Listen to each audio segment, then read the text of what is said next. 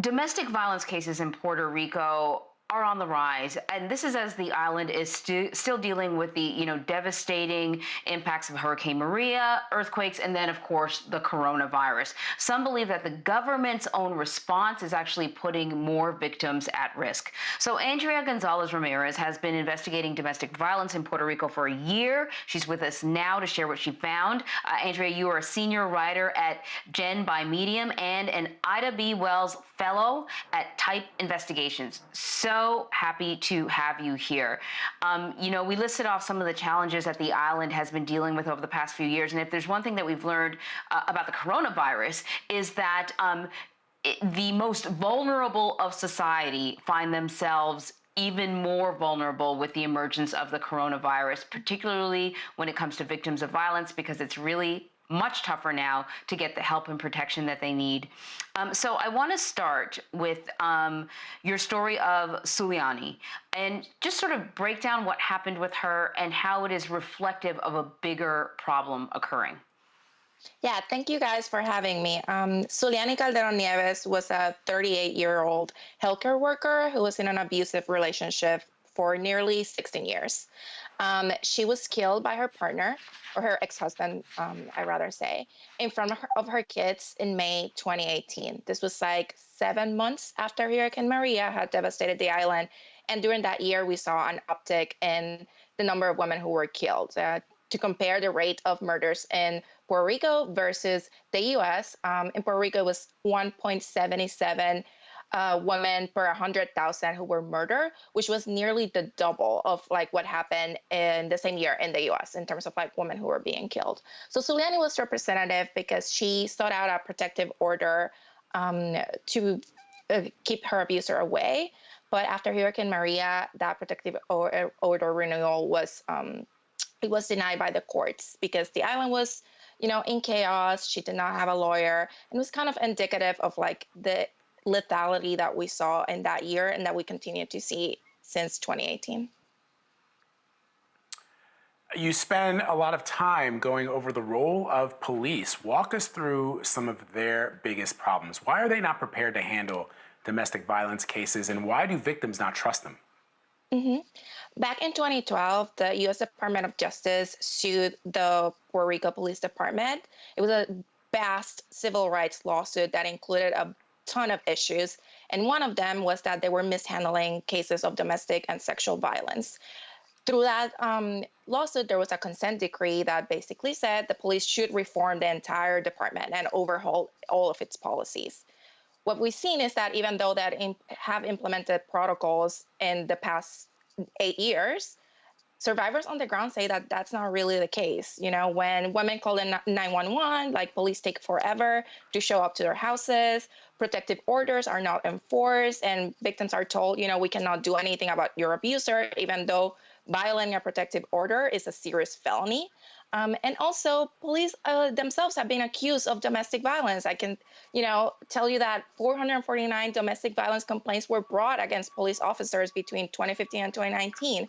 Out of all of those, just one person was taken to trial and found guilty out of 449 police officers. So there's definitely a disconnect between what the police is able to do. Another big issue is the debt crisis the island is going through.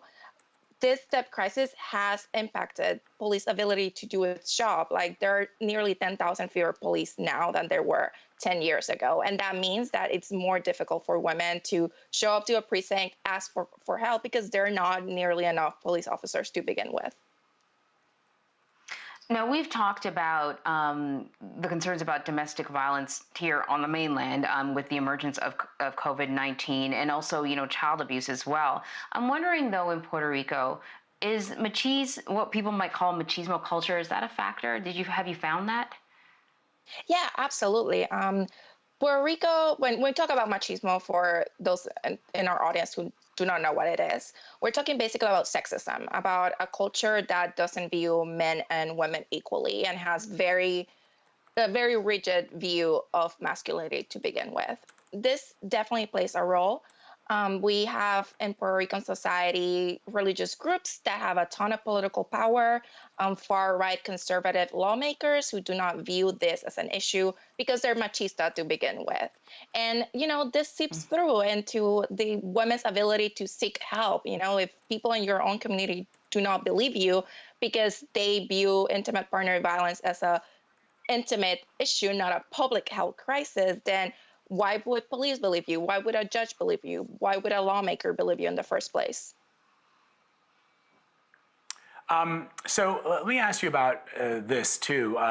Domestic violence is being poorly handled by Governor Wanda Vasquez at her administration. That's the feeling of a number of activists, a number of people who have said that. She was not voted into office by the people. Instead, she was appointed to her role after the former governor, Ricardo Rossello, was forced out. So explain why some have criticized her for not doing enough to help domestic violence cases. Mm-hmm.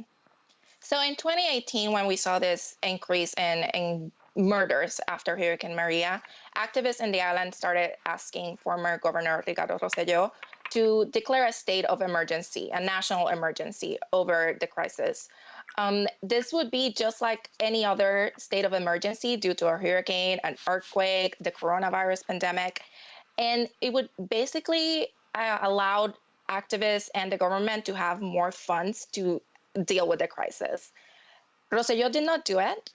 Wanda Vasquez, like last September, what she issued was a national alert, which is a watered down version of the state of the emergency. And what it says, the national alert, is basically government agencies are put on notice that they should take domestic violence seriously.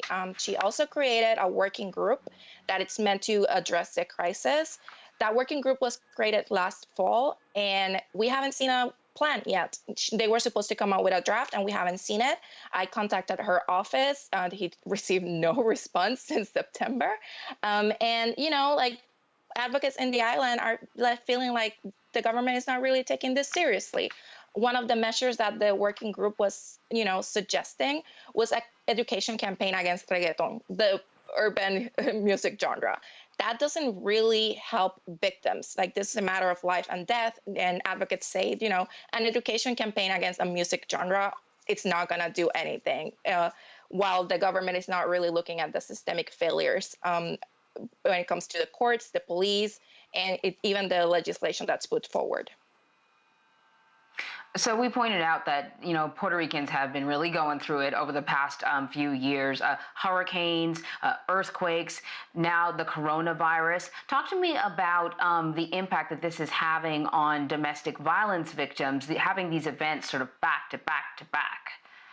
Yeah, it's a perpetual state of crisis, right? What happened after Hurricane Maria happened in New York after Hurricane Sandy, happened after Hurricane Katrina. Whenever there's a natural disaster and there's a state of crisis where people don't have access to employment, to healthcare, where, in Puerto Rico, people do not have power or clean water, that's going to create a more unsafe environment for victims inside of their homes. The coronavirus is no different, right? Puerto Rico was on lockdown from March until a few weeks ago, in mid-June. And we still have a curfew. So all these conditions can make, abusers more stressed, and therefore, they're going to take it out on their victims. And even though we haven't seen numbers yet, what we saw in 2018 was domestic violence did not increase immediately after September 17th. This was an ongoing process. The coronavirus pandemic is also an ongoing process. It's not over yet. So in the same way that the incidents could have increased and lethality increased in 2018, we could see that now too. And the government is not really prepared to deal with that possibility. So as we mentioned earlier, this was a year-long investigation for you. What stood out to you the most, and what are you hoping people will take away from your work?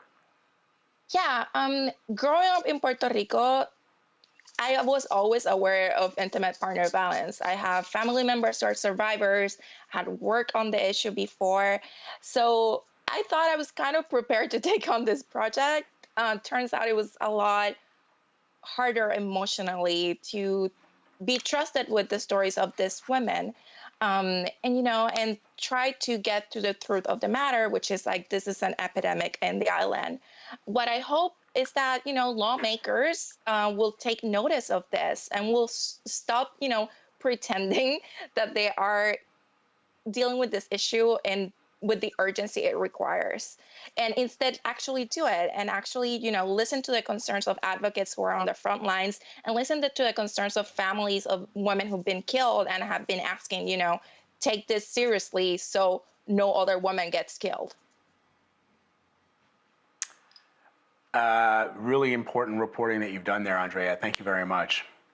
Thank you for having me, guys.